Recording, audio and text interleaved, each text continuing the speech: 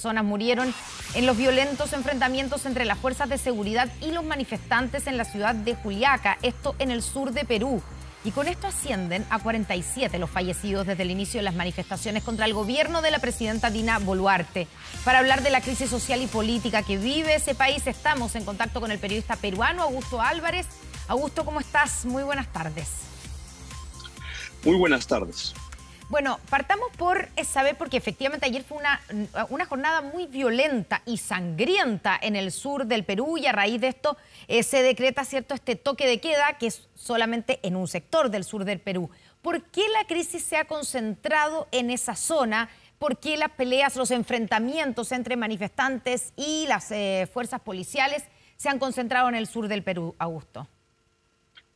Pues mira, se ha concentrado en este momento en el sur del Perú, pero en los últimos días ha estado más bien en el centro del país y se ha ido moviendo desde el centro. Primero comenzó por el centro, la zona de Ayacucho, que está a la altura, en la zona andina, a la altura de Lima, y se ha ido corriendo en la zona hacia el sur.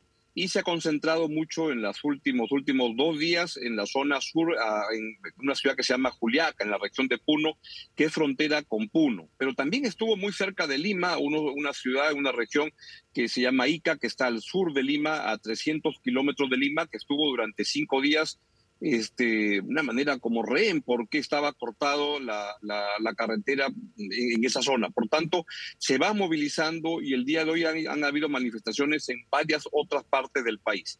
No es que tenga un solo punto, sino que se va moviendo de un lugar a otro.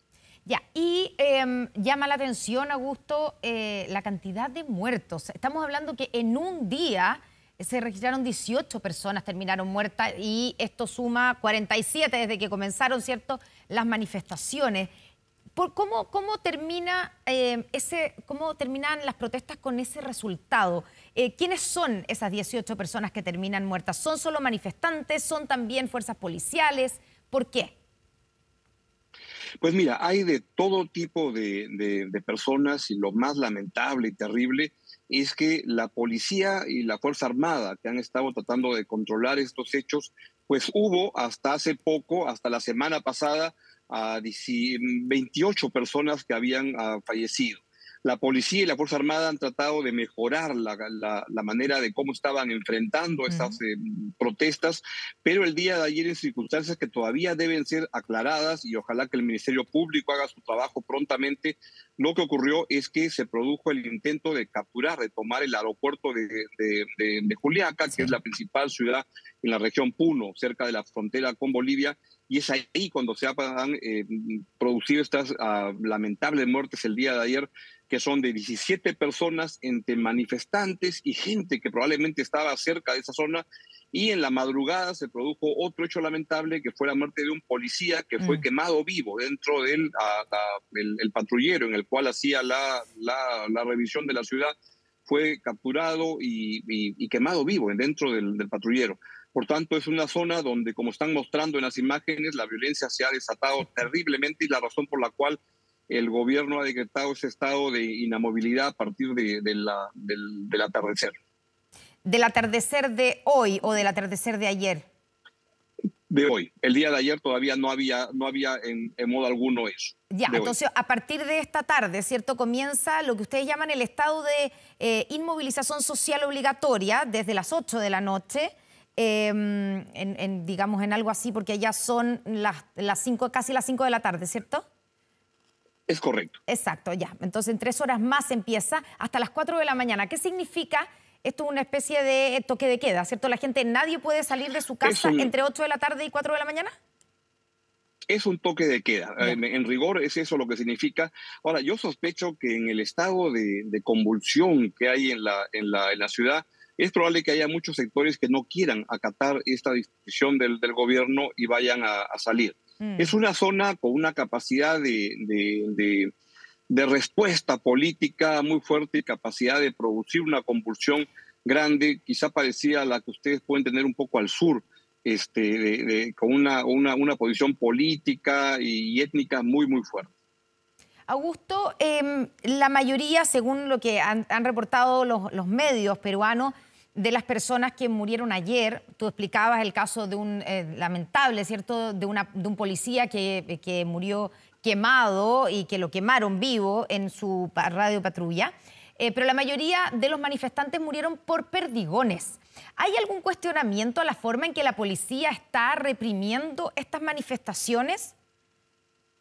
Totalmente, hay una expresión de desazón, de entender qué es lo que ha pasado, porque la ley autorizaría eventualmente, en caso en que estén en serios aprietos, cuando están siendo disparados, pero no se ha demostrado todavía que eso haya sido el caso, y por tanto yo me adelantaría a responderte qué es lo que ha pasado. Lo que ha pasado es que tiene que el Ministerio Público investigar, pero sin duda tener 40 y tantas muertes en las protestas que han empezado hace 15, 20 días, es demasiado, y es algo que tiene que ser investigado y ver qué es lo que está ocurriendo.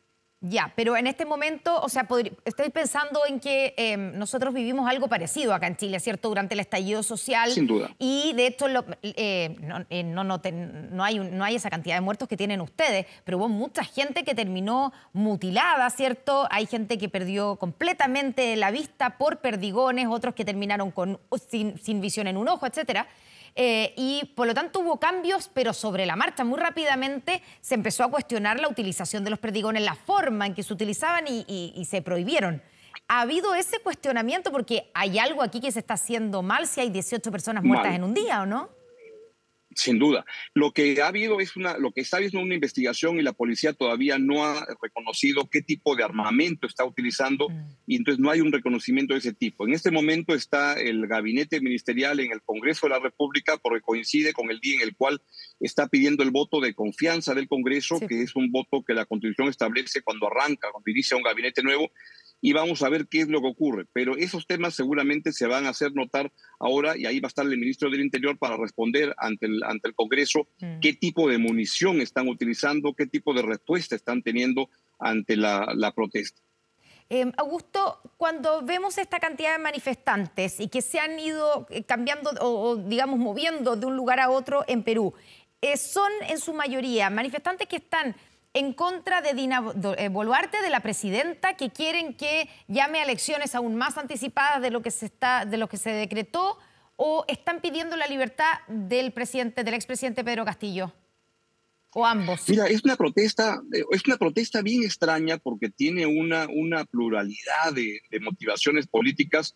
Se incluye la protesta de que se libere al expresidente Pedro Castillo. Se pide también que se destituya a la presidenta Boluarte. Se pide que se disuelva, que se cierre el Congreso de la República. Y se pide que haya elecciones inmediatamente, con lo cual uno dice, bueno, pero si no va a haber presidente, que va a haber Congreso, alguien tiene que montar el show para ver cómo organizas una elección. Y entonces lo que hay es una multiplicidad de razones de protesta, desde gente que está muy molesta, sectores, especialmente en la zona andina, con la caída de Pedro Castillo, que debo decir, Pedro Castillo no es que es sacado del poder, él comete un golpe de Estado, y es por eso que es tomado preso, porque cometió un gravísimo delito. Pero eso no se quiere reconocer en algunos sectores, pero también se combina con movilizaciones que fueron organizadas desde el gobierno de Pedro Castillo para producir una sonada como esta. También coincide con sectores delincuenciales que en el Perú son importantes, vinculados a mafias importantes de la minería ilegal, la tala ilegal, la trata de personas y el narcotráfico, que también estarían en algunos casos detrás de las protestas. Y luego también se añaden razones en que se acusa o se sospecha que sectores vinculados a Evo Morales estarían azuzando en el sur una movilización para producir una especie de secesión en el Perú y formar una república del sur boliviana y cosas como esas. Por tanto, lo que está ocurriendo hay una multiplicidad de motivaciones en esta protesta. Y otra cosa importante es que no hay rostros visibles, no hay liderazgos claros de quienes están detrás de las protestas. Y por lo tanto, ¿cómo están siendo convocadas? ¿A través de redes sociales?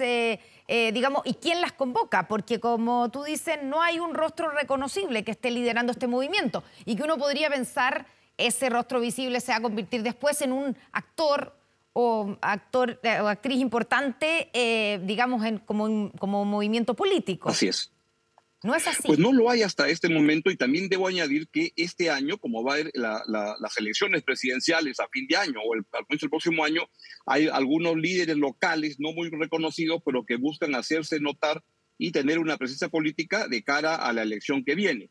Y también hay otra mala costumbre política en el Perú. Hemos tenido elecciones municipales y regionales a nivel nacional en noviembre del año pasado. La costumbre es que apenas termina la elección, se monta el intento del que perdió la elección para revocar a la autoridad que fue elegida. Y esos también están detrás de esta protesta. Por tanto, es difícil identificar la protesta. No se ve un rostro visible, pero sí hay sectores que han estado vinculados al expresidente Pedro Castillo y que han tenido durante un año y medio acceso al presupuesto público para prepararse para este momento.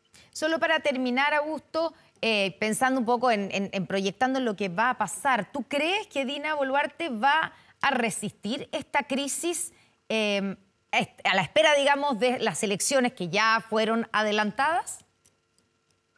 La respuesta más segura es quién sabe.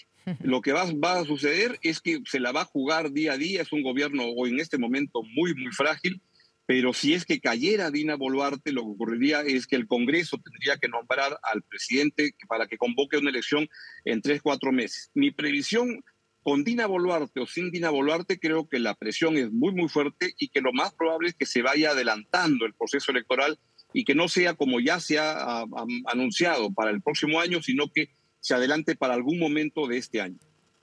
Augusto Álvarez, periodista peruano, muchas gracias por esta conversación con Noticias 24 y esperamos que mejoren un poco las cosas allá en Perú. Buenas tardes, Todos un abrazo. esperamos eso. Buenas tardes, adiós. 7:03 nos vamos a una pausa, ya estamos de vuelta con más. Viene Iván Núñez a hacerse cargo de más Noticias 24.